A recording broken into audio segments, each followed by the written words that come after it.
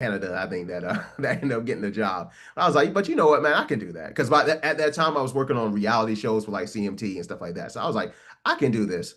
And but yeah, I've gotten to I actually talked to Tariq on a radio show, a local show here in Orlando. He knows like one of the guys here. And he said he liked it. He watched the trailer or whatnot. I can tell I can tell he's seen the film though. Some of the stuff that he Okay. says, I was like, okay, yeah, it's some of the yeah. So I've seen that. But yeah, I've gotten some reactions, a lot of love, a lot of hate too. A lot of hate from, Really? not from like the other communities. Uh Really? Okay. and it's like I know where it's coming from. It's like they're trolling and they're just being who they are. But actually that's how I know it's a good documentary. Because if they're hating, then I'm like, okay, good, I'm on the right path. For like us as the B1 family, like it's really been nothing but love, to be honest with you. And that's what's been the driving force of this. It's been like, oh wow, I really appreciate you all taking the time out to look at this. So and you'll see in the film, it's not just I didn't follow the strict guideline of like hidden colors because they only really had black people in there. I actually wanted to open this up to white people because I feel like sometimes black people, we need to hear from white people too. Like, Hmm. oh, you know what I'm saying? And you broke it down. I don't want to spoil the movie, but you said a line of that I was like, wow, I never thought about it. You said white people look at us as like an abused wife, an abused spouse. And that's Hmm. basically, you break it down in the film, but that's basically how they look at it. And so I feel like black people, we need to, sometimes when we hear from each other is one thing, but we hear from another source, it's another thing. So I kind of want to just open the floodgates up with everybody. Yeah, yeah. I mean, and I think I know which point you're talking about. It's I really believe that in a strange way, white people actually really admire us. They Mm, want us to be around because we add so much value. It's almost the way you might love your maid or you love your dog. mhm. You don't consider the maid or the dog to be an equal, but you might consider the dog to be a part of the family. But you're never going to let the dog sit at the dinner table. You won't let the dog drive the family car. And as long as the dog knows it's a dog, then it can be part of the family. You're going to love it. If the dog dies, you're going to cry and everything else. But the problem is that we were never really supposed to be your dog. And I think some people don't understand that, and they get upset when we say, "Well, I'm not the family dog. I'm actually equal to you, or maybe in some ways I might actually have some assets that you'll never have." And I think that is when you start to be labeled in kind of a radical way, in a way where it's like, well, who does this Negro think he is? And you're not playing your position. So a lot of times, peace is driven by the acceptance of a specific hierarchy, right? As long as I'm the alpha and you're the beta, then there will be peace. But the minute you decide that you want to be where I'm at that point, we're fighting over scarce resources. We're fighting over territory because entitlement, when I think about entitlement, white entitlement in particular, I think about the fact that somebody told white folks that they're entitled to our wealth, right? And it's really a crime against them as well. Somebody told them that they're entitled to these stolen assets that their ancestors took from us, from our ancestors, and gave them to them. So when I show up and say, "Hey, where's my stuff?" and I have a receipt here, I have proof that this is my stuff. Here's the evidence that this stuff, you are in possession of stolen property. Well, the first thing somebody's gonna say is, "Well, this is my property. You can't have my property, and we're gonna have to fight about it." And I think that is what creates the conflict. Now, what do you think about what I just said? Yeah, exactly. And especially when you said that they kind of want us to be around. No, white people need us. I mean, what kind of music genre would that be without us? I mean, even country music. I mean, come on. I mean, we are the culture. The thing about it is they're like the vampires. That's why I love the movie Sinners because that kind of broke it down metaphorically. Like they are basically vampires in this, and not all, but as a culture, as a society, yes, have they drink our blood. They bleed. So, yeah, so yeah, that's definitely true. And the minute that we realize, and I think we are really starting to realize, like, okay, wait a minute, hold up, because you go to like I'll never forget, and it's just not white people. You go to like I've been to China. In China, they got the karaoke clubs. It's like they're real popping clubs right there. I'm talking about black music. Mhm. I mean, and they try to dress like us. It is like you go around the world, you'll see us, but not us. They're imitating us. So yeah, so we're needed all around the world. And it just so happens that I think through my research we've been here longer than everybody, and we will continue to be here longer than everybody. So everybody's just gonna have to get with the program. Yeah, yeah, it's interesting. And we could talk about that after I'm gonna show I literally these are random like 5, 6 minute scenes from your film. I thought that would be more interesting than just us watching the whole movie straight through.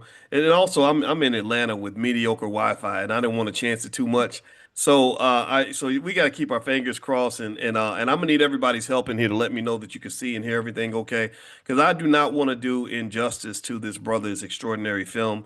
So I said, let me grab some like 5, 6 minute chunks. We can stream through it, watch it, and then I'm gonna ask you about like what's in that. We'll just talk about what's in that clip. And I want y'all to know this is a raw conversation in the sense that neither one of us knows exactly which clip is gonna pop up first.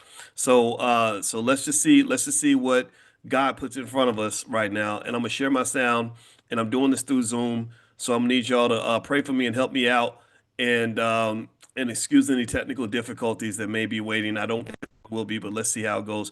Give me a yes in the chat if you can hear it, and also Marcus, if it's coming through okay for you, just give me a thumbs up. So Okay. here we go. Here is a clip we're going to play right now. Europeans benefit from being connected to different parts of Europe. Mexicans and people from South America benefit from connection to their home countries as well. So for black folks, I think we need a home. We need to reconnect to what Africa is. What we have to do is sort of filter through all the propaganda, all the lies we've been told about Africa to separate us and sort of close that psychological and economic gap such that we can support them, they can support us, and eventually that's where your strength comes from. Because if you try to build the root of your economic and political strength right here in America, this is very dry soil. This is not a good place to build the foundation of strong economic movements. You must make sure your roots exist around the world so that if they see a Black Wall Street being built in the United States, they can't do what they did in 1921 and just burn it down and make it go away. If you have roots all around the globe and you're doing trade all around the planet, then they really can't shut that down. That becomes a very powerful force. A culture is always going to project that which reflects it, and they're going to project the best. Just like when we go on social media, we project our best on social media. Cultures project their best, or what they feel is their best. So they're going to put their prettiest white woman out there. They're going to put their bravest soldiers out there. They're going to put their superheroes out there, and everything is going to reflect their culture. We live in that culture. That is why it hurts us. So everything is not about hurting the black person. A lot of it is about building their culture, which in turn hurts the black person because we don't have a lot of those superheroes. So what it does is it falls on the parent to create that culture in the home. You need those black superheroes in the home. You need black angels in the home. You need black deities or gods in your home. You need black superheroes and comics in your home. Your home needs to be filled with blackness, because the world around you, as soon as your child steps out of that house, is going to be filled with whiteness. But when you create a black, Afrocentric culture in your home, that becomes the norm. And when that child walks outside of the door, that becomes odd to them. White supremacy, white culture, white superheroes becomes odd to them. And that's what we want. I want that to be odd to you. And what I want to be normal to you is anything and everything that is Afrocentric. Because that is what's going to make you more powerful. That's what's going to empower you. That's what's going to make you stronger. And that's what's going to build up the black community for the next generations. So let's wake up. Let's wake up, world. This is a collective effort. We need all hands on deck. If your white friends cannot understand the struggle and the series of events that are going on around you, and if you're feeling as if though when you say Black Lives Matter, that means you're anti-cop, or now that you're anti-white, that's not your responsibility. Let that burden be their burden. Know your truth, understand your truth. I fight for good cops. I fight for good white people. I fight for good black people. Wrong is wrong, right is right. If white America could take some responsibility racially and do three things: acknowledge our system and our culture of white supremacy, act, stand up against it, try to dismantle it, and then educate other white people. And the reason I think white America has responsibility to try to dismantle it and to do these three things is because, one, we still benefit from it. And number two, we are the community and the people that started the damn thing. I would say to my melanated people all around the world, you were here first, and you're the most imitated people across the planet. And whether we speak the same language or whether we were raised in the same atmosphere, there's something beautiful inside of our skin that causes envy and distraction in other people. I think that we're extraordinary. I think that black people, if you remember, we are the descendants of the survivors of the Middle Passage. That was one of the worst atrocities in all of human history, and we survived that. We survived 400 years of the worst kind of slavery known to man. We are extraordinary. We can overcome pretty much anything.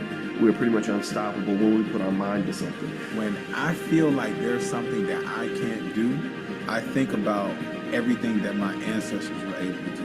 I think about all of the things that they did in Africa. I think about the rulers. I think about the chiefdoms. I think about the kings and the queens. I think about the engineers and the architects and all of the things that they were able to do. And it lets me know that I have that running through my veins and that I can do absolutely anything because they have already done everything. Okay, now that was kind of weird in a way where I showed the end first, but I told you these were random clips I grabbed, and so I'm gonna ask director Marcus Small, who made this film. What did y'all think? I mean, y'all just saw a piece of it, and I know y'all had to love it. I know I loved it. I know Charlene loves it, and Jen loves it, and a lot of JC. You're getting a lot of love in the chat, brother. Hundreds of people are here. And they all love what you did and for the community, for yourself, for your family. So let's start with the first piece. I'm gonna start with you. When you saw that clip of your work, how do you feel? What goes through your mind when you see people even watching and taking in something that you manifested in that way? How does that feel for you? It kind of okay. So this project, the Melanin Co, is like this is my baby. This is like when you talk about passion project, this is my passion project. I feel like this is my life's purpose was this film. So when I see it and I know how hard I work, I know the sleepless nights that it took, I just know every sacrifice that came with it. I still get chills. Like some of the stuff, like even when it comes down to the music and it's just like the behind the scenes, I'm looking at some of the footage. I'm like, yeah, that was shot in my house. That was done. That was, you know, so I'm thinking about the behind the scenes, but it still kind of makes me emotional because I'm like that ending sound bite of like, you know, that's my frat brother, Jareen. He said, we can do anything because we've already done everything. I mean, that I had to, when he said that immediately when we were doing an interview, I was like, I had to end it with that one. And it just still gives me goosebumps. And it's like, it's so correct. It's so correct. Still true to this day. Yeah, I love that, man. And now you mentioned we were talking about. I saw this guy. He looked kind of like me in the film, but he was kind of fat. And That's my frat brother too. well, I'm about to call the Boyce I saw in there. I'm gonna call him the Fat Boyce. But the Fat Boyce started off saying something interesting. And I wanted to ask you about that, about connectivity to Africa. You know, You talking about you? Oh, my bad. I'm Oh sorry. yeah, I was really talking about me. That was me being sarcastic. Yeah, I wouldn't call somebody else fat. I only have a license to call myself fat. If I call somebody else fat, I'd be a hypocrite. But yeah. So the Fat Boys was talking about connectivity to Africa, Mhm. and I think that as part of I propose like part of it as our standard cultural curriculum. We should be educated on Africa, what's there, the different countries in the continent. Everybody should have a passport. I think that deeper connections into Africa, drawing those channels out in the next generation, will provide a lot of options for our children that don't exist now. A lot of people think that everything, that the whole universe lives between New York and LA, and that's just not the case. Can you speak on that in terms of your views on how sort of being exposed to Africa can be beneficial to us as a people? Yeah, I definitely think it's important to connect with Africa. I'm a realist. So here's what I think about the whole thing about Africa. And I there's one part in here too that Jareem says. He says that we like to romanticize Africa, but Africa has its own problems, and they do. They have like tribal beefs. I have filmmaker friends that have gone over there to shoot music videos, and they gotten caught up in tribal wars. So they have to like, I believe that Africa, they have to like get themselves together. And then over here, we need to get ourselves together and so that we can connect. Like in theory, us connecting with Africa, and it's not even just Africa. You got to think about it. There are melanated people in South America. I have some friends that live in Mexico. There's a whole black community down there. Of course, like we think about Africa because Africa is like that's Africa. There's nothing but us basically there, except for South Africa, but that's another subject. But yeah, we definitely need to connect with Africans. I know we have our differences. We have our differences in culture. They sometimes they don't understand our humor. Sometimes we don't understand the way they dress and and smell.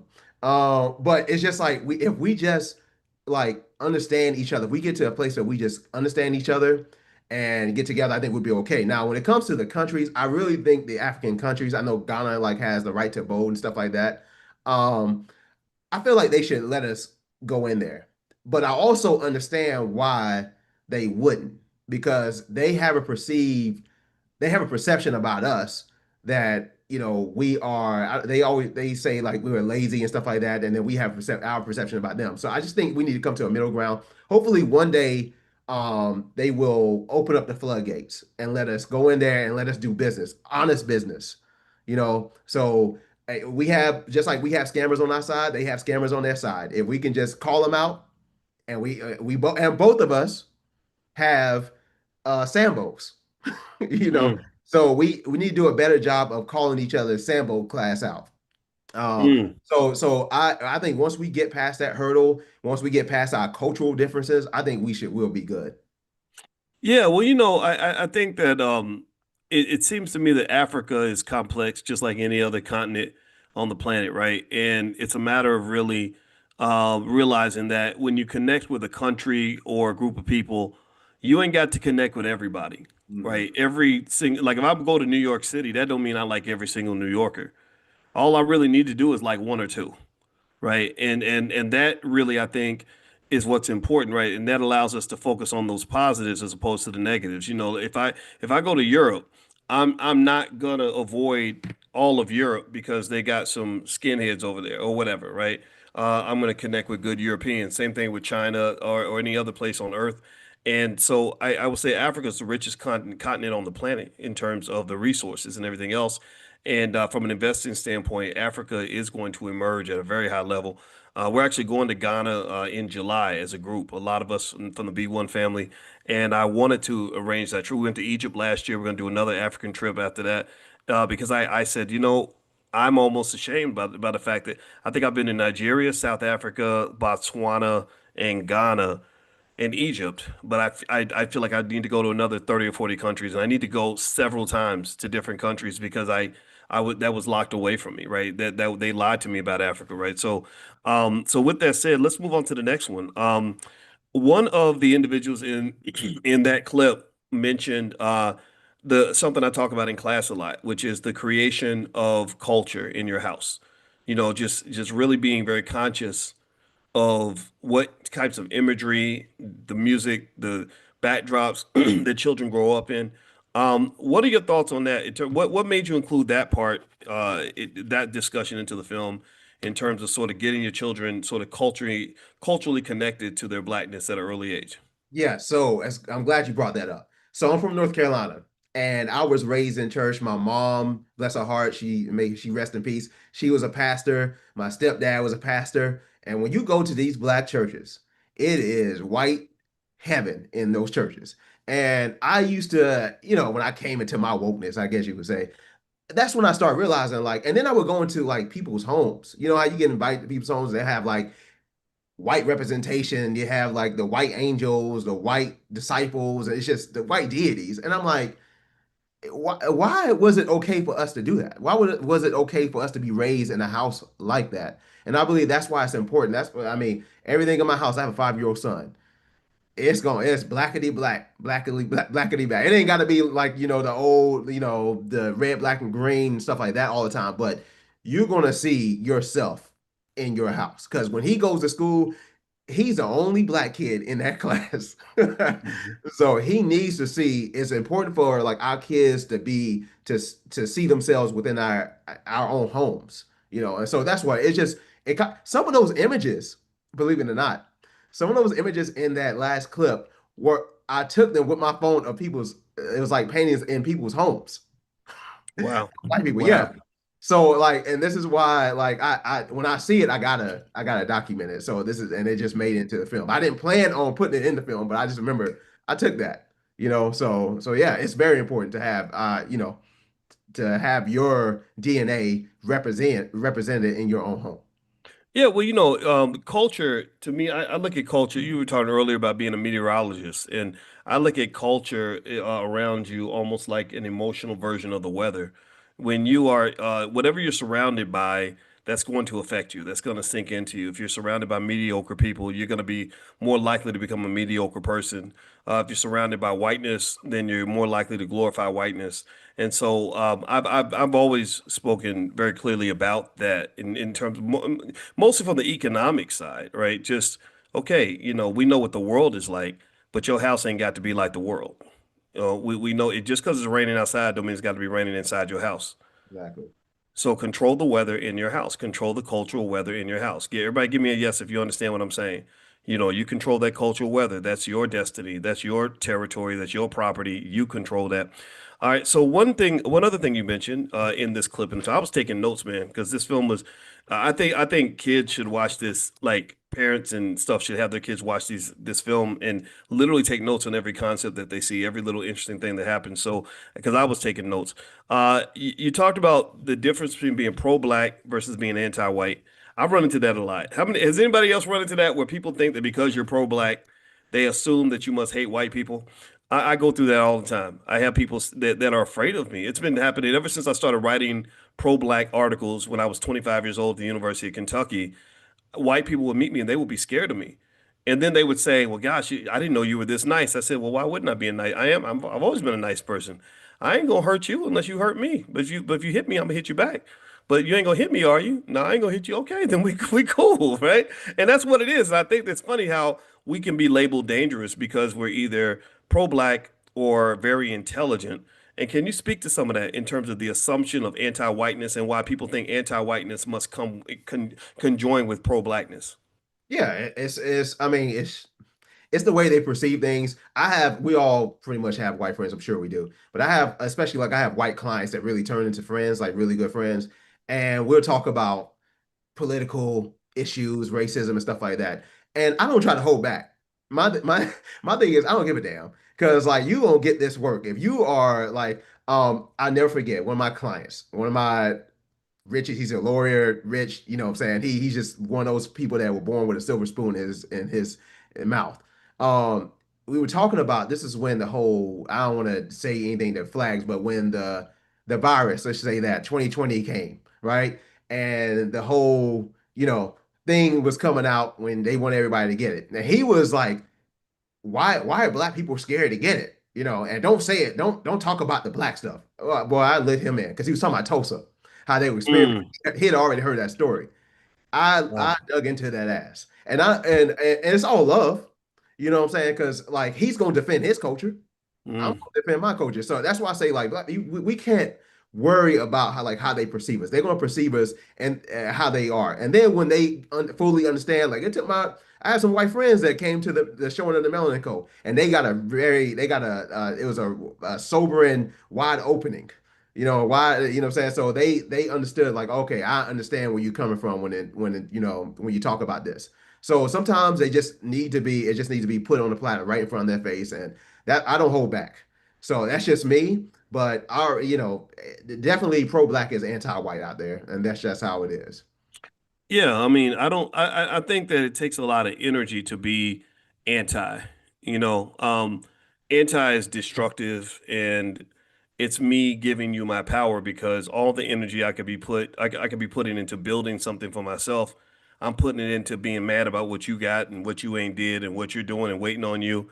And I hope everybody can at least understand or hear me when I say that I think that that takes away your power. If you look at truly powerful people, they're not sitting around being anti. Only insecure people are anti and worried about what everybody else has got and jealous and hating and mad and talking about somebody else. Somebody who's really locked in on their purpose. If you're really locked in on your purpose, you ain't really worried about what nobody else is doing.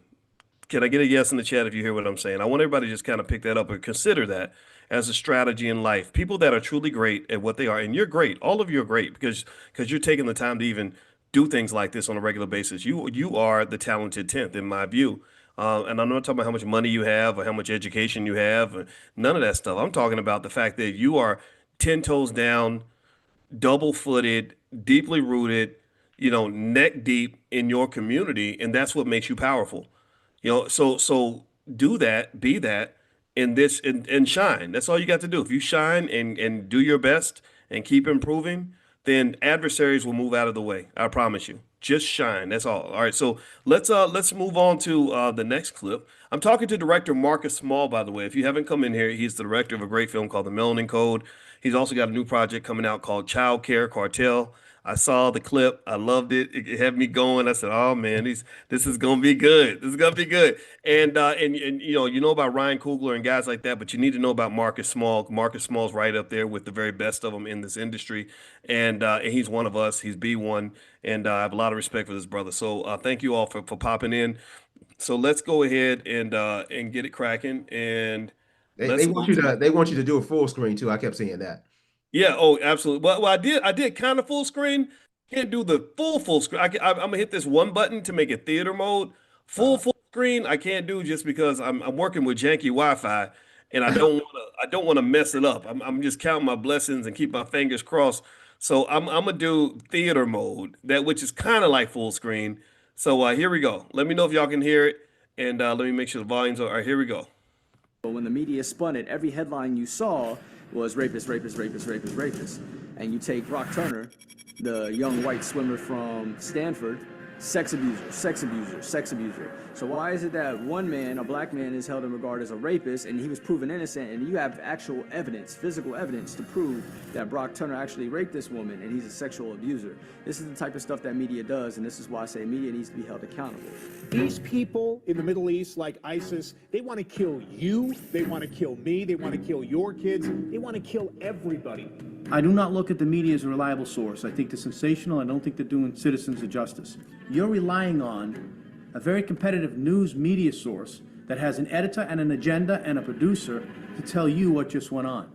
And if it bleeds, it leads. And if they repeat it enough, people will believe it. So that's why you have Fox News repeating the same thing, MSNBC repeating the same thing. Until we start controlling the propaganda that's put out about us, it's always going to be other people's perspective or what they want to write or say about us. It's important for us to have true independent black media outlets. And what is a true independent black media outlet? Is one that is funded by other African Americans or black people and not by a major corporation, right? We even look at Black Lives Matter, funded by George Soros. So that's his agenda. That's not a true Black Lives Matter from black people. That's his agenda, because he who pays the fiddler calls the tune. I just think the change should be that it's more production and definitely more quality entertainment and writing and directing and movies and scripts and that kind of thing. A lot of people don't realize that because you have a black writer, a black producer, a black director, a black lead, yes, it is predominantly a black story, a black film, but you have to understand who controls the distribution are white people or Jewish people. You can sit there and say, yes, Tyler Perry, but Tyler Perry still has to answer to Lionsgate, which is not black owned. That's who distributes his films. So until we control distribution and lock that down, our stories are going to be limited to what they are told to a certain point. The slave movies, get rid of them. They don't help at all. You know, they rarely show the revolts, which would show, you know, like people didn't just take what was given to them and wait for a law to be passed. It was actually something being done. We need more movies to show those psychological thrillers or those moments of the effects of slavery and how it's still affecting us today. There are vast and powerful changes that are occurring. Black media is getting stronger every year. You have a black film industry that's growing, where you got these small independent black films that are literally making hundreds of thousands, some making millions of dollars, and you're seeing people kind of responding to that. There was two kinds of slaves. There was the house Negro and the field Negro. The house Negro, they lived in the house with master. They dressed pretty good. They ate good because they ate his food, but he left. They lived in the attic or the basement, but still they lived near their master. And they loved their master more than the master loved himself. They would give their life to save their master's house quicker than the master would. If the master's house caught on fire, the house Negro would fight harder to put the blaze out than the master would. If the master got sick, the house Negro would say, "What's the matter, boss? We sick. We sick."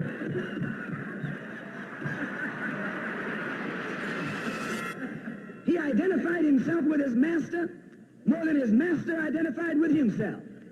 And if you came to the house Negro and said, "Let's run away, let's escape, let's separate," that house Negro would look at you and say, "Man, you crazy. What you mean separate? Where is there a better house than this? Where can I wear better clothes than this? Where can I eat better food than this?" That was that house Negro. In those days, he was called a house nigger. And that's what we call him today, because we still got some house niggers running around here. The only thing we've ever done, we did it because the white man gave us a platform upon which to do it. He helped us. He built schools for us and let us go. He built highways so we could travel. I think that historically we've always believed that the best way to get ahead in America is to gain favoritism with the white man and to sort of get that borrowed power that he lends to you. Guys like Barkley, Charles Barkley, Stephen A. Smith, Stacey Dash. Some of them are puppets for white supremacy because they get something out of it. They benefit from it in some way. I think we should have a code of conduct. We should have a standard of behavior for these individuals. And it should be simply based on the very firm idea of reciprocity. You get something from us, you need to give back. In the Jewish community, same thing. If you become a wealthy, famous Jew, you can't neglect your community and then get invited to synagogue. They're gonna kick you out. They're gonna be like, "No, you're not a real Jew. You're not one of us because you're not giving back from the pool from which you came." My message to the entertainment community is get involved at whatever level you can. So I understand many of you have careers, you gotta be strategic. That's cool. We can do things behind the scenes. We can play chess, not checkers. So if you're an entertainer, you can't be on the front line. Support those of us who are on the front line. Don't exclude yourself from the fight for our people. Because one day Tamir Rice or Sandra Bland or Trayvon Martin or Eric Garner gonna be your Uncle Eric or your cousin Sandra or your son Trayvon. I think that these people have a social responsibility. That social responsibility comes in a lot of different ways. It could be monetary, it could be speaking up, it could also be shutting the hell up when you don't know what you're talking about. When we have celebrities that go off into the stratosphere making all this money for white folks, especially if they're selling the hood. You got rappers that are selling the hood. They're selling their black authenticity to all white audiences who pay money to see them on stage with gold grills and big chains, acting like big gorillas and calling themselves niggas. So these white people are paying you all this money to sell the authenticity that was given to you by the black community. Well, you owe the black community something. By definition, right, Africans in America are second-class citizens. A second-class citizen is somebody that's not accorded a fair share in a society as others in that society. So if we know we second-class citizens, you can't, just because you got your bag up, you just can't forget about the rest of us. Like, there's crabs in the barrel, but then we got the crabs out of the barrel. Well, you done got out, you never look back. Like, don't be that person. All right. So let me stop it there. Okay, so Marcus Small, director of this powerful film. What are your thoughts in that scene that I just showed you? Man, again, I'm like, I forgot some of the aspects of some of that section right there. But yeah, I agree. Man, there's a lot to digest, to be honest with you. First of all, I gotta say this. I saw the comment about Jay Morrison. I know. But that's all I gotta say. All right. But yeah, so I don't know. I don't know. It's a thing about like I was kind of conflicted, to be honest with you, of putting like the celebrities out, like their faces. I was really hesitant to put like, the Will Smiths and the Nicki Minaj and stuff like that. But I just wanted to bring across a point. I just wanted to use their face to symbolize like celebrities.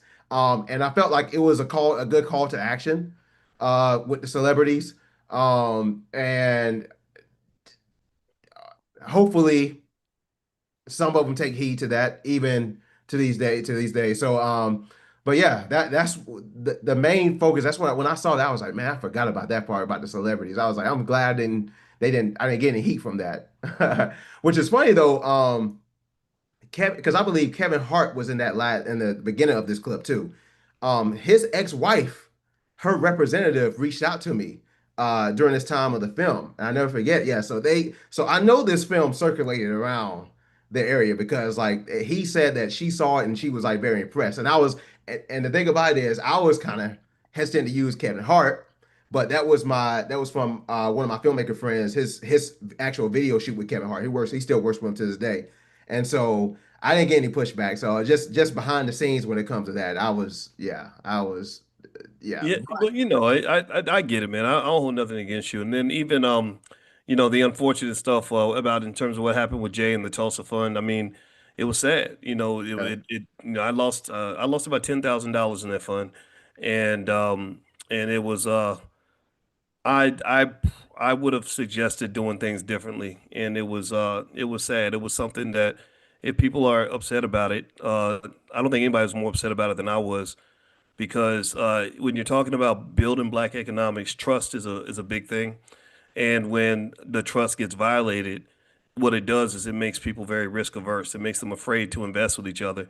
Mhm. On the other side of that, I think that there is a resilience that can develop when you learn that everything, when you talk about building and investing and all these other things, everything isn't going to go the way you expect it to. The greatest measure of your ability to succeed at anything is your ability to overcome a setback. When stuff gets burned down or something goes wrong, when they burn down the next Black Wall Street, not if, when they burn down the next Black Wall Street, are you prepared to rebuild? And if you can't rebuild, then you shouldn't build in the first place. Because at some point, if you're trying to create something great, either fate or your enemies or something's going to go wrong, and you have to have a commitment to what to that higher principle. So it's just circling back on that Tulsa thing, which I think is important to just acknowledge that because I know a lot of people were very disappointed, and I was extremely disappointed about that. It's one of those things where it says, okay, it's like marriage or dating or something. There are going to be bad marriages, but that does not mean marriage is a bad thing. Okay, so with that said, I want to ask you about the part about you started with Nate Parker, and I hated what happened with Nate Parker. If y'all remember, Nate Parker he made the movie about Nat Turner, and right when the movie was highly anticipated, it was celebrated, and they had a bidding war for that movie, and right in the middle of it, they brought up an old, what seemed to be false, definitely unproven Yeah. allegation of sexual assault from literally 12, 13 years earlier, where they claimed that he did these things as a college freshman, where there was no evidence that he did it. The only evidence they had were white woman tears, because I think the poor girl, she did years later, a decade after Nate even had spoken with her, I think she took her own life. And for whatever reason, people were saying it's your fault. You caused her to do this. But the reality was, even back then, when they played a recorded phone call between Nate and the girl, and Nate was like, "No, I did not do any of those things to you. Look it up, everybody. There was a recorded phone call," and he's like, "No, we were all drunk, and you were doing some stuff, and and I was doing some stuff, and everybody was doing some stuff." And that makes me sad because I remember when I was at Syracuse, we would have situations like that. Everybody gets drunk, and then one person says, "Well, while we were all drunk, this person did this to that person," and I'd be like, "Okay, I want justice, but I need evidence," and there wouldn't always be evidence, And I think that with Nate Parker, I don't think that would have happened to him if he had not been black. What do you think? I don't think the Nate Parker situation would have even stuck if he was a white woman or a white man. What are your thoughts on that? So I kind of have intel on that whole situation. Number one, the birth of a nation with Nate Parker. The reason why that was brought up, it was brought up by my boy, frat brother, whatever, Chris. We've been knowing each other for 20 years. Chris Green he brought it to the attention in this film. Chris Green is an actor. He was actually in that movie. Oh, So wow. he actually hype about it. Yeah, he was like one of the slaves, like one of the main slaves, like one of the right hand men for Nate Parker for Nat Turner in that movie. So like that was actually his breakout movie. Now he's done a lot of stuff like Queen of the South, like he's in a lot of stuff. The show Atlanta, he's in that, like he's doing his thing. But that was like his breakout movie. What really, and this is like coming from sources, the actors, the industry, stuff like that. The reason okay, so that whole situation kind of derailed it, but what set it on fire was somebody in the cast that actually sabotaged that film. Because when she was asked about that whole allegation, she actually went against Nate Parker. Now she didn't have any kind of information, but she kind of put him on blast. It was kind of like how Taraji, when they were promoting The Color Purple, how she basically bashed Oprah for not like paying for stuff, and you know what I'm saying, just talking Yeah. about the movie and stuff like that. That's what happened. And that actor's name that sabotaged this movie was Gabrielle Union. Whoa, really? Yes.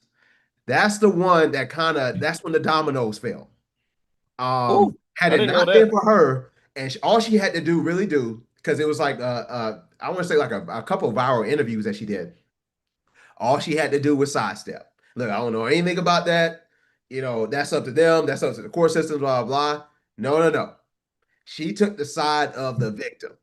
And that's how Mm. that movie became, that's how it just went down. I mean, it was, I mean, in theory, because that movie, The Birth of a Nation, the original Birth of a Nation was the KKK movie. That was the movie that Mhm. really launched the whole KKK movement. So it was like coming full circle where Nate Parker, and it's sad that he was with a snow bunny, you know, but that's just what it is. That's just what it is. Well, And I mean, and I think these guys got to still remember, you're in danger when you're leaving home base like that. I When hope you that get in that mindset, I'm not black, I'm OJ. Then you take whatever risk comes with that. I'm not saying that he deserved that at all, but I am saying, what did you think this was? Did you think we live in a post-racial America? Is that what you thought? So another thing you talked about was the accountability of media and how media distorts the image of our people. And I know in the documentary Fat Boyce, the old Boyce Watkins, he said something about rappers, and I think I know what he meant. Where you don't just we talk a lot about how everyone sort of imitates our culture around the world, which they do to for the most part, but there are some things from us that they imitate that shouldn't be in our culture. Like the dysfunctional image of the black male that's all around the world. The number one thing people tell their kids, their daughters, when they come to America is don't get pregnant by a black man. He's ignorant. He don't want to take care of his family. He does, he'll abandon his kids. All these other things, and so ultimately, it seems to me that not only are we being misrepresented, but there are people that are being paid to share images of us around the world that don't reflect who we are, and then that makes it difficult for us to show up as human beings because everyone makes all these assumptions. Oh, he's a black man, so he must do this, this, and this, and that bothers me a little bit. What do you think? yeah, I think that's damaging to our community. And then I think it's damaging again, because we kind of accept that and then we feed into it.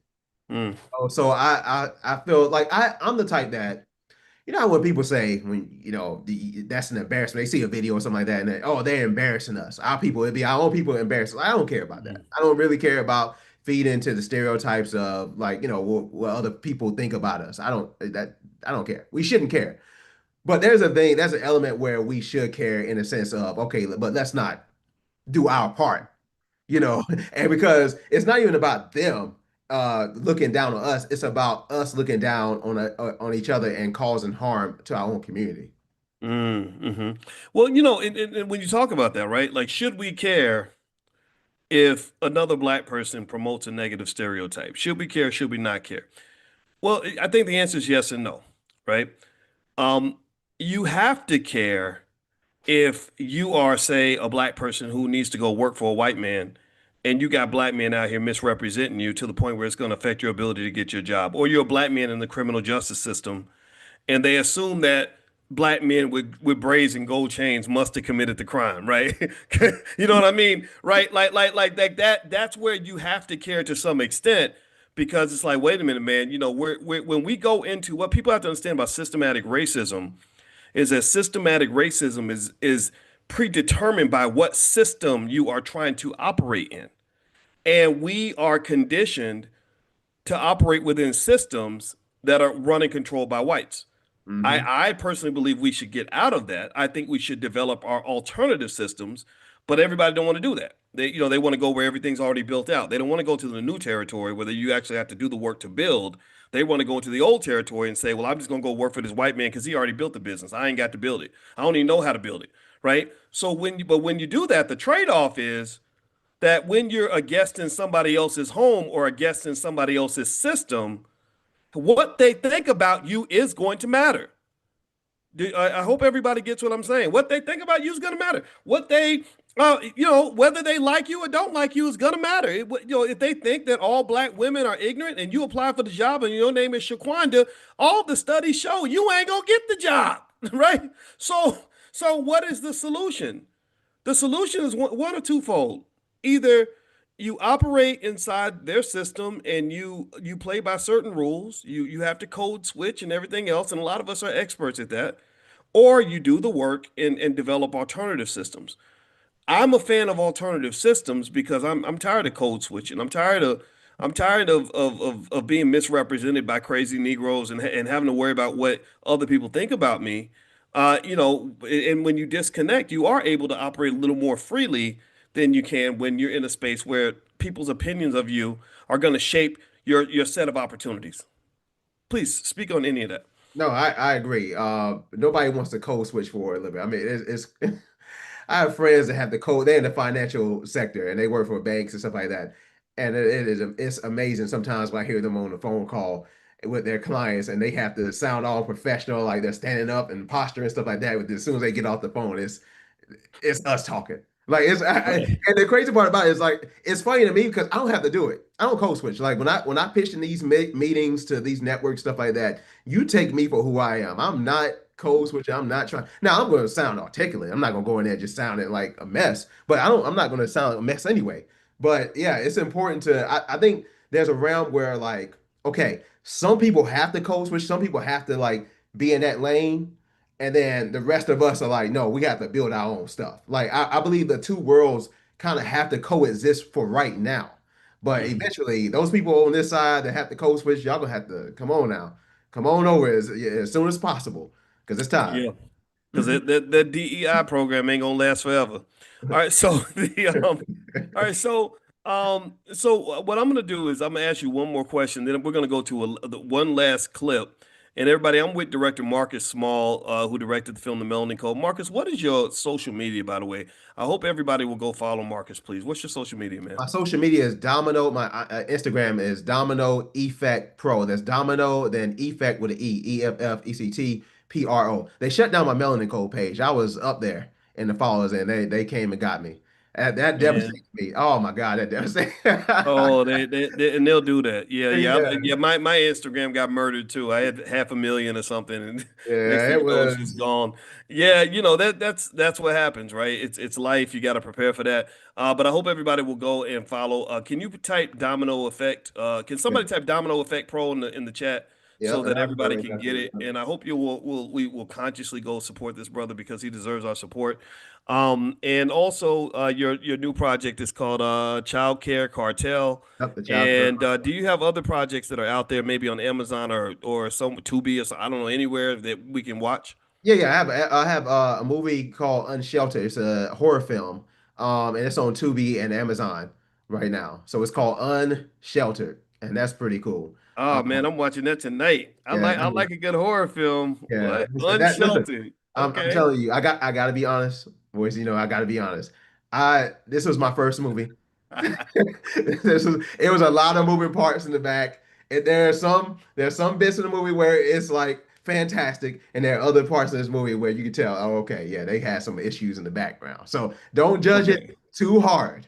But this is my first film, so it's one that had to get out the way. And there are more to come. There you go, bro. I'm gonna go, but don't go look at my first book. Don't go look at my first video. Don't go look at my first article. Don't go look at my first nothing, because it ain't nothing but embarrassment. And I encourage everybody that's doing your first, don't judge yourself so harshly, because you got a lot to learn. God is not through with you yet, and He's not through with any of us. So it's called Unsheltered. It's on Amazon, and I guess I got to watch it with a grain of salt, but I'm gonna watch it anyway, man. Yeah, I appreciate that. Yeah. I'm proud to know. Yeah, I love. I'm always proud when my homeboys have movies come out, man. It makes me it really touches my heart to see you guys kicking butt, taking names, and also they're amazing, filmmakers, male and female, young and old. And I think that we should have our own Black Hollywood. Uh, Last question I want to ask you before we go to the last clip is, you talked about the house Negro and the field Negro.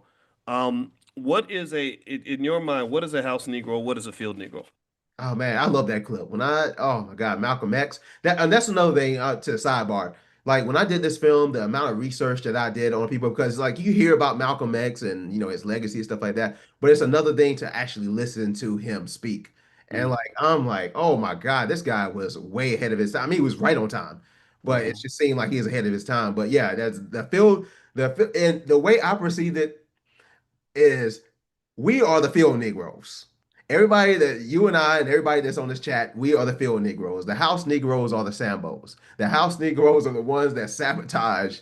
It's like when you bring it back to Birth of a Nation, Nat Turner's movie. There was always that one slave that just ran his mouth and told everything, and that's what they are. So yeah, I don't even ask me. Okay. But Okay. yeah, So that's so what the, I, so the that's how I house feel about Negro might be the ones who are living good inside the house, it. and the house is owned by Massa, so Massa's paying you well, and your job is to defend the house over the benefits of your people, right? So if your people come to you and say, hey, we're going to burn the house down, you're the one who says, no, no, no, we got to protect this house. Mhm. And that's a really complicated definition to some extent, because I just try to, when you try to draw those parallels, it's really interesting because you'll hear two people on two different sides of the spectrum. Let's say a black Democrat and a black Republican, and each of them will call each other a house Negro, right? Each of them will call each other a sellout, right?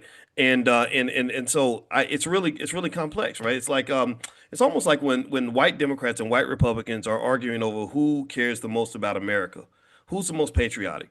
The Republican says you're not a patriot because you're trying to destroy America and change everything, and the liberal says you're not a patriot because you're trying to hold on to the negatives of this country. You're trying to conserve the ideas that are harmful to people. And then in a way, another way to analogize that, everybody, I want you to kind of hear this, is like it's almost like if you have a business and you have one person in the business that says, we need to expand, we need to invest, we need to grow, we need to evolve, we can't be what we used to be. And the other person says, no, no, no, we need to stick with the things that got us here, that made us into what we are. So it's really sometimes it can be two differing visions that people have, right? And I say that because sometimes we may call someone a sellout because maybe, let's say that they're a Republican. And this was something I had to learn. I used to think all the black Republicans were just sellouts until I started meeting black Republicans who say, look, I happen to be a Republican, but I really want my community to have stronger families. I want our kids educated. I want our wealth to grow, right? And then the same thing is true with liberals. I know a lot of liberals who are extremely pro-black in their particular way. So it really becomes a complex conversation. And I would almost say that the definitive definition of a house Negro might be somebody who benefits from the existing power structure to control and contain black people in a certain way, right? And I would also say this.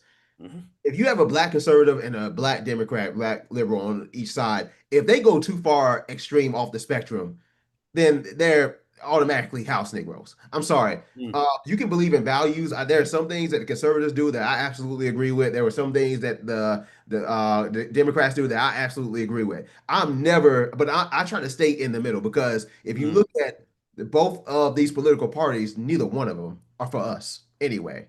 So it's like, yeah, why would you ride or die for this? Your set, and your set doesn't even ride or die for you. That's my whole thing when it comes to like when you see people on extreme sides. So yeah, that has to be a balance.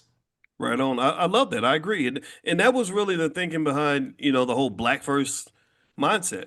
I said, if you're Democrat or Republican, male, female, young, old, gay, straight, I think those things should be secondary. Your politics has to be secondary to your blackness. And as long as you and I can agree on some basic things, which are very easy to agree on, then we can work together. Do you agree that it's important for black people to build wealth? Yes or no? right? And everybody put yes in the chat if you think black people should have more wealth. Um, do you agree, yes or no, that black families should be made stronger? Whatever however that looks, that we need family structure in our communities. We need to have better relationships with each other. We need to love each other. Yes or no? Right? Do you believe that black people should have better mental and physical health? Yes or no? Do you think that our mental health should be solid and our physical health should be good? We should live longer, things. Yes or no, right? That's literally my whole premise. That's my whole position, right? And what I try to do when I'm debating with people, Marcus, especially somebody who disagrees with me or sees the world differently from me, is I go back to the core, the black core, that just that simple core, and I say, well, how do you feel about these things? And if what you're doing is harmful to the mental and physical health of black people, for example, then I'm gonna have an issue. For example, when you look in hip hop, we know that when you see a song where you're teaching little boys to get hooked on drugs, to murder each other, to disrespect women, to pass around STDs, sleeping with everything that moves, and to throw away their money, there is nothing pro-black about that message, right? And for you to then show me a Negro who's gonna rap a song like that and then say, well, that's black excellence. I'm going to say, well, what makes him black excellence? What, because he's wearing fancy clothes while he's destroying his people? He's driving of course he's going to drive a Lambo because he's doing more damage than the KKK. I'd pay him too. You know, that's what they call that's meritorious manumission. Dr. Claude Anderson wrote about it. You know about that. Yep. He's being rewarded for Sambo behavior because he knows and I know that the shit that he's doing is harmful to his own people. But you think it's okay because they're giving you money. That to me would justify someone being considered a Sambo or a house nigga. What would you say? No, I agree. And you brought up something. I don't know how I forgot Dr. Claude Anderson. Dr. Claude Anderson was the one that had the black code, not Neely Fuller. Neely Fuller had something else, a compensatory conduct. But yeah, you're absolutely right. Dr. Claude Anderson. Oh my God, you talking about doing research? I've seen almost every Dr. Claude YouTube video on you, and it's just I mean his legacy will forever live on. So that just kind of stumped me. But yes, I agree. When you are a rapper and you're doing damage to your community, of course I remember seeing on the Breakfast Club there was this executive, this network executive. I forgot his name. He was a Jewish guy, a white guy, whatnot. And Charlamagne kind of pressed him on like, listen, why you say you don't like the negativity, but why are you promoting these rappers? Why are you giving them a platform? And he kind of flipped the script and was basically like, well, I have a family to feed. If that's not a wake-up call. So you a sacrifice because he's not gonna promote a Jewish rapper that denigrate his community. You're not gonna do that. And it's only with us. So it's like at some point we gotta wake up and be like, but I understand it because like when you see rappers and you see the flash, you see it's lucrative, you're gonna be like, man, this is what I want to do. And this goes back to the child care cartel. And this is another reason why I'm passionate about that project as well. Because like we're trying to make like doing an actual service, a good service for your community look luxurious and look fashionable and look, grand. Because in the child care system, and I had no idea it was like this. These women, these men that are that are directors that own these child care centers, I'm telling y'all right now, my people, they are making bread. Because no matter how much AI is going to be out here, people are still going to produce children. And it ain't no AI going to be watching your kids. It's going to be a human being. And so that's never going to go out of style. I'm telling y'all right now, that is something to get on board with. And I don't know, it's just that's why I'm passionate about that because I feel like that should be glamorized. Like these women should be put on a pedestal, like not the Nicki Minaj's. Like Cardi B's, they've had their turn. It's time for some real hardworking people to get the credit that they deserve. Well, you know what? I found a YouTube channel called Child Care Cartel, The Child Care Cartel, and I see a mini trailer that's a minute and 15 seconds. In a little bit, can I show that trailer? Yeah, definitely, absolutely. Okay, bro, I'm going to show you a trailer, man, because I think everybody needs to see it. By the way, everybody, I want to remind everyone that next week we're going to do some stuff on stock markets, stock options.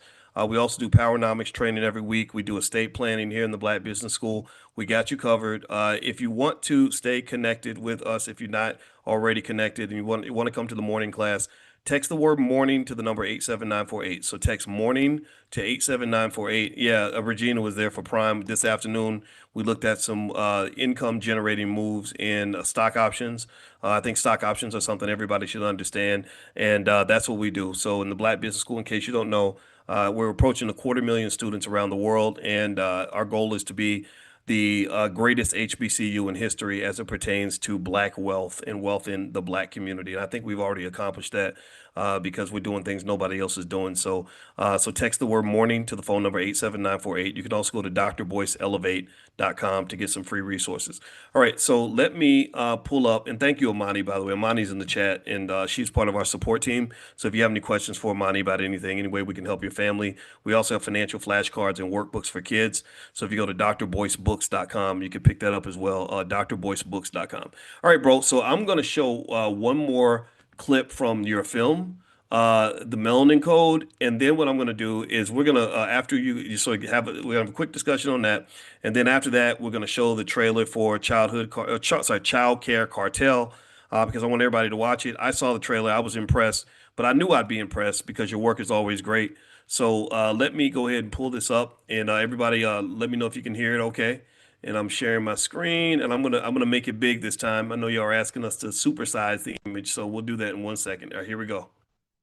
Start creating meaningful businesses and that people are dependent on us, we won't get that respect. Be aware of the competition. Be aware, do your research, but don't focus in on heavily that. Focus on you, your brand, your customer. Understand your customer needs. You have the Korean-owned beauty supply stores. You know, they can be in competition with each other, but they all still in business, they all operate, and they obviously are doing very well because they're all still open. And guess what? They selling to us. If you look at all the beauty supply products, there's Black people on all the products, but majority of them aren't owned by us. They market to us to catch our attention, but what's frustrating to me is how can a male Caucasian tell me about my hair care needs and tell me what I need to use on my hair? So that was my goal, was to not only make good products, but to also show that, you know, I'm the face of my brand, and, you know, I am an African-American woman, so I understand your struggles. You know, I can relate to your problems because we have the same problem. And that was the vision behind creating My Yellow Organics, was to create natural and organic products that were affordable, but also work for our hair type and as well as healthy for us if absorbed in our bloodstream. So within 2 years, we've been able to accomplish quite a bit. We've generated well over 8 million consumers around the world globally that shop with us today. We are now in just about 3,000 Sally stores around the country. We just entered Target, and basically we're going to be in hundreds of their stores around the country, right? So that's Sally, Target, etc. We've been blessed to employ 15 full-time employees. We're employing within our community and showing and encouraging them certain things. I had no business experience, so I had to learn everything myself. We haven't done nothing great, because what we're doing, you, and everyone else can do. Think about this. When I first started this business, I didn't start this business chasing money. I was chasing a vision of, you know, becoming an entrepreneur and becoming an entrepreneur to inspire other African-American women as well. Our mindset isn't about the money. The money gonna be there. We don't chase the money. We want to make a difference. Entrepreneurship is possible. That dream that you have is possible. You're one idea away from something great. Just think about that. Sadly, white people have been programmed several ways because of the dirty deed that we did and because of all the propaganda that was created, the dirty deed being slavery and genocide toward indigenous people. But I think because of these dirty deeds, even after slavery ended, white America's greatest fear was Black retribution, that somehow white people, you know, the bully is going to be paid back for what they did to the slaves. So white people operate a lot out of fear. So when white people see a person of color, whether it's in the street, walking through their neighborhood, or walking close to their car, or passing by them in the street, or if they see Black Lives Matter simply standing up for their rights and protesting, a lot of white people are scared. They're very scared. They're very fearful. In a way, they're cowards. Because they don't want to live in reality, they don't want to think about why these people are angry, and they don't want to think about why they're scared. So there's this irrational fear that white people, and especially the police, operate out of. And that all goes back to white supremacy. It goes back to the way we've been programmed historically. And it goes back to the fear of karma and the fear of black retribution, but yet black people are not in a position to kill white America because they just don't have the numbers, and also they don't have the intent. They've never demonstrated that. What black people want, if you ask me, is they want justice. Justice is supposed to be the result of correct law. But so far, no laws have produced justice. So you don't have justice anywhere on the planet. And mostly that's because of what? The law of white supremacy. You know, our system is supposed to be innocent until proven guilty, but let's be real, it's not. You are guilty until you are proven innocent. Black men are locked up, they are thrown away, the keys tossed more than any other race. Well, let me give it to you this way. When you look at the incarceration population, the incarceration population across the United States of America is 51% African American. Ask me how many Asian Americans are in prison. Not many of them. You know why? Because they own businesses and they have resources and assets that ensures that they can breed out to their communities, that they don't need to have to go that route because they have help, they have assistance. You have blatantly racist people in the judicial system. Sometimes I come across prosecutors who will give me one deal for one client who's white and another deal for another client who's black. And I started looking back and I'm like, okay, wait a minute. They have virtually the same record or no record. They have no difference in their background or what they're doing, ages, anything like that, except for the fact that one is black and one is white. And it blew my mind.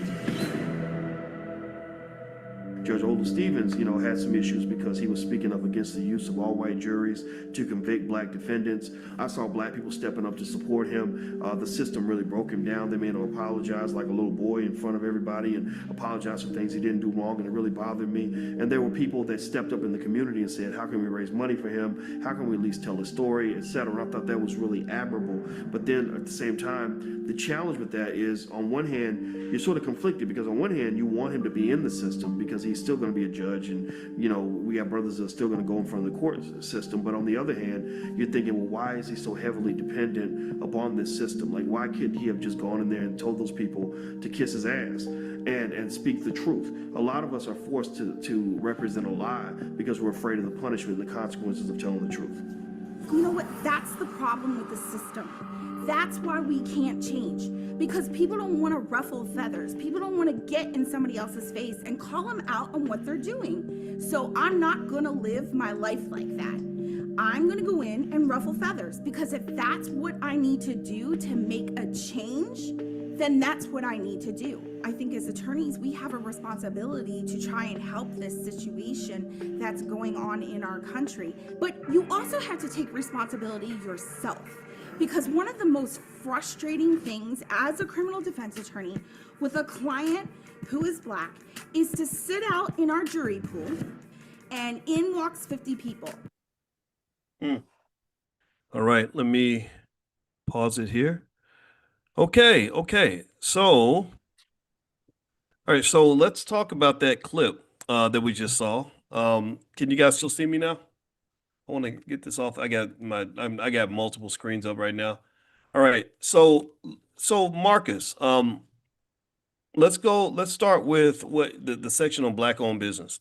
Mm-hmm. Tell me about that discussion and what did you take away from that when you shot that, and what was it like to sort of speak to the black business owners? Did you have any epiphanies?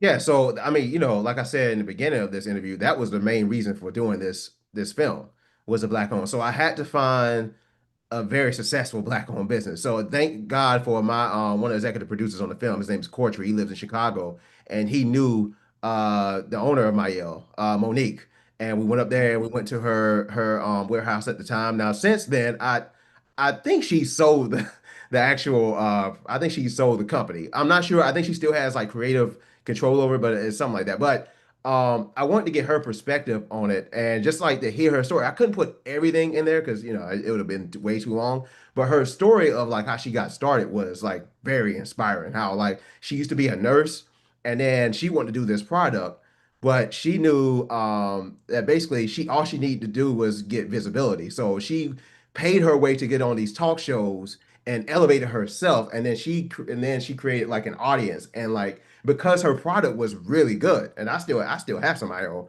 products. It spoke for itself, and then that's how she did business the right way. She had always talked about, and her husband always talked about like integrity, like not stabbing anybody in the back and stuff. And I respect that. And so I think that's a key element to the black-owned business. I also, I don't know if it was in this clip, but maybe before then, it was said that, okay, listen, if you're black and you can own, you don't just have to have a soul food restaurant. You can actually have like an Italian restaurant, but like front the Italians on the front, put the Italians on the front line so that it won't look like a black owned restaurant. You can play like chess instead of checkers. There are certain things that we can do as business owners that it doesn't necessarily have to be blatant in your face as a black owned business. We can sneak under the under stairways rather. So that's why I think like black owned business, like we should treat each other when we do business with each other, we should do it with integrity and we should do it with honesty. Yeah, well, I looked up what happened with Mael, the hair care products company, and in case anybody wants to know how that story ended, apparently there was a class action lawsuit filed in February, and that was the result of a lot of people arguing that after the company got sold, that they argued, they were saying online, again, I don't know what's true, what's not, it's all what people were saying, that the formula might have gotten changed after Procter and Gamble took over the company. Now, again, without me assuming one thing or the other, what this makes me think about is the movie Sinners, right? I think about, what happens when you let the vampires in because they show up with lots of money. If you remember the movie Sinners, that's how the vampires got in. It was money. The white girl said, "Let me go get this money." So she went outside and got the money. When she came back with the money, she was bringing something more than just the money, right? So one of the things that comes to my mind, Marcus, about that, and I don't know what happened with Mael. I guess it'll be settled in court. But I think that there has to be something where, as we build black-owned businesses, there's a code of, at least a code of thinking, maybe not so much a code of conduct, but something that makes black businesses sacred enough that there are some things money cannot and should not be able to buy. For example, you'll never hear about the Black Business School being bought by Procter and Gamble or by Yale University, or like that they can flatter me all day. We love what you're doing and we want to give you $100 million. Well, when I first started everything that I did, I had to be prepared to say no. You got to know how to, just like Cat Williams talked about Diddy, you got to tell them no. If you don't tell them no, they're going to invite you to the Diddy party. And I see this happen all the time. And why wouldn't I sell the Black Business School? Well, because we're going to be all right. We're going to be all right. And ownership and control is extremely important, especially when you've earned the trust of the people who, the people who are supporting that business. Right. So it almost seemed when I was reading through, I'm not big in the hair care space, and I kind of see what's going on a little bit. And I know a lot of people in the space to some extent, but I'm not in it. But it almost seemed like the women that supported the business felt betrayed. They were like, "We signed up because we love you. We didn't sign up because we love Procter and Gamble." And the same thing happened when people were going to boycott Target. Anybody remember that? When you had certain black people that were known and loved through the community, like what's her name? You know what I'm talking about? She has a real sweet Southern voice. I can remember. I love her. It's about the vegan. I don't know if she's vegan. No, she does Tabitha. Yeah, she that. Yeah, I love that lady. I mean, she just Tabitha Brown. I just when she talks, it just sounds like honey and molasses going into your ear, and I'm like, I wish that was my mama. But anyway, I love my mama, but if my mama talked like Tabitha Brown, I'd just be cuddled up with her all day. And so then what unfortunately can happen, and money can do a rope-a-dope on you. Money is the demon that can change your personality, and you don't even know it. It can conquer your soul. So you come out and you're the black person they call on the phone. Hey, Tabitha, we need your help, right? Remember that $10 million check we wrote for you? Now we're about to cash that check. Again, We need you to go out and talk to those people and get them to keep coming to Target. And then that creates a dilemma because people are like, damn, like we're coming after Target. We're not coming after you. But if you stand in front of the door, we're going to have to get you too. And that to me is the prototypical, not that Tabitha Brown's a house Negro. I don't believe that. I like this lady, but that's the prototypical image I have in my head of the house Negro standing in front of Master's house with the broom saying, come on, y'all, don't do this. Master's good to us. It's all right. Right. And people are like, no, we got our pitchforks. We're going to kill everybody in the path. What are your thoughts on that in terms of, I personally think that we got to be really thoughtful about, because as soon as this is, even going back to the Negro leagues and everything else, as soon as we get something good, people will either come to try to destroy it or they're going to come try to buy it. Yeah. What are your thoughts on that? So it's a double-edged sword. So this is how I feel, being a consumer. And let me get this straight. I haven't bought any Mayo products since February. So like the products I have were from the ancient from Monique. So let me put that out there. But this is what I think too. Okay, so the minute that people found out that she sold the brand, right? I feel her 100%. They probably weighed a nice settlement, a nice check in front of her face. She was like, I got to get this. This is what I work hard for. You hear the term like you start a company just so you can sell it. I get it, and I know it's horrible for us as a Black community because it's like, yeah, you sold something that was so great for our community. Okay, so she sold it. I think that we as a community should have left. We should have got off that boat. Like no more buying Mayo because we know that now we don't have to support that company. Now that's up to like those folks up there to make do what they have. So I believe that there's a way that okay we can still support a Black-owned business until it's time to jump ship, because there are other Black-owned businesses that do hair products. So we can just now whether they are just as good or whatnot that remains to be seen, but at least we could try to give another person, another company, a Black-owned company, a chance. So I do believe there's an element to get your bag, but there's also a realistic element to us to say, okay, cool, they got their bag, good job, we help you get up there. All right, now we're getting off this train. We ain't got to support y'all no more. We ain't got to, And I felt Tabitha. She was in a difficult spot because it's her products up there, and everybody was like, nah, we don't mess with Target no more. And she's like, come on, y'all, just buy my stuff. Just buy my stuff. You know what I'm saying? So I get it 100%, but we just as a community, we have to know when to jump ship. We got to know when to really praise somebody for when they did something that was good. They got the bag, they worked hard, but also be like, okay, cool. Let's just leave that where it is. And this goes back to your point of talking about the alternate like universes in the sense like either you gonna conform to the dominant society or we're gonna build our own. Now, if we had already built our own, we wouldn't have to worry about it getting bought by Procter & Gamble or whoever was gonna buy that because we have our own. So that's the gist of it. That's why we need to hurry up and jump ship when it comes to that. Yeah, it's one of these things, man, where it's kind of tough, right? I heard an African leader, I'm talking about a real leader, who basically said something like, after colonialism, all of your colonizers, they come back and they show up as investors. And what I think that you really need to understand, and I want to really push this on everyone who's listening, all money ain't good money. You can't just celebrate the Negro that's got the most money in his pocket because that doesn't always align with the most successful Black person. Most of the money comes out of the pockets of the white man, right? So if we get into this Jackie Robinson hero worship, then you're going to destroy everything great that you have. There has to be some value in owning and maintaining something, right? For example, when Mark Zuckerberg started Facebook, he had 50 opportunities to sell Facebook. First when it hit 500 million, then when it hit $1 billion, then when it hit 2 billion, 5 billion, 10 billion. And there was something inside of him that just said, no, I want to maintain ownership. I have enough money. I have enough money. I have enough money. So I encourage everybody to don't go into this game of economics as a hardcore capitalist where money becomes your god. If money becomes your god, you will probably end up worshiping the devil. If money becomes your god, you will end up worshiping the devil. get money, make money, respect the power of money. But one thing about capitalism, everybody, I want everybody to hear this. Capitalism does not know the meaning of the word enough.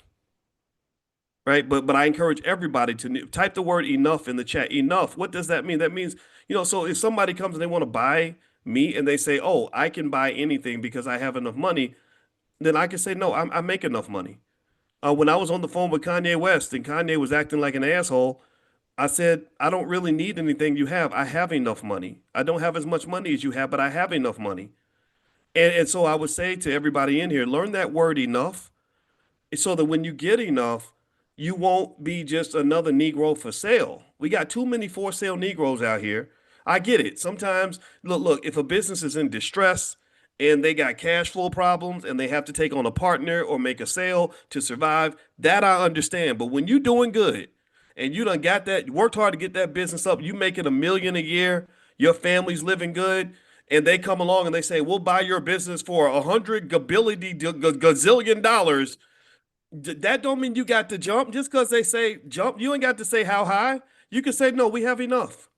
We're okay. We're building for the next generation. We want to maintain ownership. Another area, and I'm going to say this last thing in that because, Marcus, I want you to get the last word before we move to the last clip. The NFL is a great example of that. Donald Trump tried to buy an NFL team in the 1980s, and they told him to fuck off. They said, we don't like you. They said, you're a jerk. You're a narcissist. We don't want you in our league. And he said, well, I'll give you more money. I've got all the money I can buy. They said, we don't care how much money you have because there's something here about being an NFL owner that money cannot buy. And that's why Trump started the whole USFL. There's a whole documentary about it. Go look it up. He started the whole league just so he could sell it to try to get ownership in the NFL team. Go look it up. He screwed a lot of people, right? And so to me, I encourage every black business owner, when you're trying to be B1 or whatever that is, B1 black first means you must always be black first, even when the money walks in the room, because the money's really going to test you, and I don't hold it against anybody that sold and made a mistake or whatever, but man, because I ain't never had nobody trying to write me a $300 million check. That would be hard to walk away from. So I understand, but I encourage everyone, if you learn the meaning of the word enough, then you'll eventually gain the greatest wealth in the world, which is when you have something that money cannot buy. Marcus, did you want to get the last word before we show you? No, absolutely. Basically, what you're saying is somebody's got to hold the line. Everybody can't get sold, and I feel you on that one because I'm like, if enough of us hold the line and turn down that $300 million check, then we can, get into that point that where, we're providing for each other. We have that economic base that, only we can thrive off of, and, that'll be sustainable for us for generations. So I get it. Wholeheartedly. Yeah. I mean, I can't sell. And another thing is, not only would I not want to sell the black business school, but I can't sell the black business school. I can't sell it because it's not mine. It belongs to the community. It belongs to the people that support us. It's not mine. So if people are dependent on it, just like I depend on it, who the hell am I to walk in and be like, well, I'm sorry, but I just sold y'all to Mr. Charlie down the street? They're gonna look at me like I'm crazy, and they should. So I would just say to everybody, just think about these things, right? All money is not good money. Let's move to the next clip. I don't want to be all self-righteous about it, but I just have to make that point. All right, so we're gonna watch a clip of a show that everybody in here, I hope you will promise me you will go check this show out. It's called The Child Care Cartel. And the clip I saw was pretty gangster. I loved it, man. But I knew it would be good because Marcus Small is one of the best filmmakers in America. And we're about to play this clip right now. Is this the right clip, bro? That's correct. Yeah. Yep, that's right. Okay. All right. Let me pause it and so I go back to the beginning. All right. So here we go. I'm turning this volume up. And I give you all The Child Care Cartel. Here we go. People look at us and they see like the trips, the money, the glitz and glam. They don't really understand the child care industry. I got a mind of an activist, but a life of a night is a message. People don't see the amount of work that we put in. A lot of work is being added on. Okay. Because when we first started, it was one thing. Now it's starting to be something else. So my new location needs way more work than I anticipated. After we do your duct work, we're going to prep all your walls. Okay. But there's one more question, though. You think I can get a check today or something? A check? The contractors are always contracting. Like, they're always just like kind of full of it. We got a couple of complaints about payments. You got to have tough skin to be in this business. Payments are due every Friday. You don't pay it, the payment is going to roll over. It's going to double plus your late fee. We work hard, and I feel the world needs to know that it's the women like us that are ensuring that our children have a bright future. So my gift to the world is the Child Care Cartel.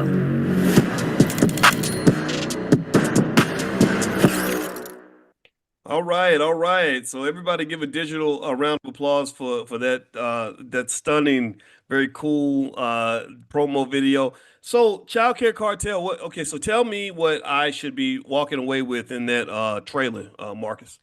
Okay, so you should be walking away with the fact that these women are successful and they're doing it the right way. And also, it's just to give another look behind the scenes, because I've never seen, and we did our research on this, I've never seen a reality show about child care. Number one is kind of dangerous to do when it comes to your business, because the government is they stay up all in your business. But if you do it the right way, you'll be all right. And they'll always try to find ways to mess with you anyway. But and also too, I produced a lot of reality shows. And for the majority of the reality shows that I produce, I can honestly say they are trash. I mean, it's mindless TV. With this show right here, this is near and dear to me because this actually has substance. Like, when you think about like the first reality show and stuff like that, this is what it was supposed to be like. This was supposed to be like, it's supposed to represent something, a community, an industry. So the people that really are going to watch this show, I guess the grassroots level audience will be people that are in childcare, the workers, the staff members, the directors, the owners, even people that have kids in childcare. So this is just drawing to, and this is not the end. This was shot in Atlanta. Next is going to be another city. I can't say the city, but it's going to be another city, and there's going to be another city after that. Like, their whole, like, Sherry J has like really done her thing and has like become like one of the spokespersons for the childcare industry, and people are flocking to her saying, listen, thank you for shedding light on this, because it's not just like that. I'm working full transparency. I'm working on another trailer right now that's going to be released next week, hopefully. And one of the first sound bites is like, it was talking about, I just had a brain fart, but it was basically talking about like, you don't know behind the scenes of what's going on behind, like, people drop their kids off. They think of childcare centers like you just drop them off and they just run around and they watch Gracie's Corner and stuff like that. But no, it's way more to that. The staff members, they gossip, and that's the good thing about it. We love drama, and thank God it's no like fighting, anything like that. But it's like good gossip drama. We got to be entertained. We can't be like wholehearted. It can't be just we're not watching. Right. It's got to be human. And this is what they do. Like, honestly, when I was shooting the show, we were literally like a fly on the wall. Because I was nervous. I was like, man, when the cameras come around, people, they kind of like tense up. A lot of stuff doesn't get shot the way they're supposed to. Like, because when I went there by myself, I saw a whole bunch of stuff. And I'm like, when I bring the crew, I wonder how they're going to react. And I'm telling you, these women kind of ignored us. And we got to see the realness of some stuff. Some stuff we have to kind of not stage, but like produce and like make it coherent for the viewer to digest it. But for the most part, it's authentic content. We just set them up in different places to say, hey, okay, this is a good background. Just stay right here and don't move a lot because the camera's going to see behind your head. So that's the real issue that, the real things that we produce. Everything else, from the firing of staff, from people quitting, from parents saying that, no, my child is pescatarian, and you don't need to feed them. Like, it's like stuff like that. Like, areas are being gentrified, them closing down daycares because they're not doing well because of COVID, them buying new daycares because they see an area that is thriving now. Like, it's the whole gamut. And when I say this show is amazing from the beginning to end, and I just can't wait for the world to see this. Well, I can't wait to see it either. And in fact, when you get your new trailer, send it to me, man. I'll share it. And I hope everybody will go and support what this brother Marcus Small is doing now. The Melanin Code, is that on Amazon or somewhere where for those who want to watch the whole film? So the whole film is on YouTube right now. If you go to the Melanin Code film on YouTube. It's up there. I have it listed until, so you got to be quick because I tried to have it on Amazon before this, but Amazon's being slow right now. So it will be on Amazon, hopefully within the next few weeks, and then I will, we'll see what happens on YouTube. I can't promise it's gonna stay up there, but for the foreseeable future, for this for here, for Dr. Boyce and for y'all, it is up there on YouTube right now. You can watch it. All right, all right. Well, you know what? We got the Black filmmaker cartel up in here. This man is getting it done, and I look forward to working with you again. Maybe at some point you get an idea, just pitch it to me. Maybe we can, shake up the world again. I enjoyed being a part of the Melanin Code in every way, and I'd love to support you on anything else that you're doing, man. Because this is one of our guys, and I hope everybody will support him. And also those of you out there that are doing great things. I want to find ways to connect with what you're working on. We can't see everything, but I want to see some of the stuff you guys are doing. We'll send shout outs periodically. I know we're going to do some stuff on artificial intelligence soon. So some of you that are experts in that area, I look forward to hearing from you. I'll send out something. And if you want to be connected in terms of our morning class, we do a class every morning on economics. Text the word morning to the number 87948. Text morning to 87948. And also I'll send you all a list of stocks this weekend and some other things that'll help you in your economic journey.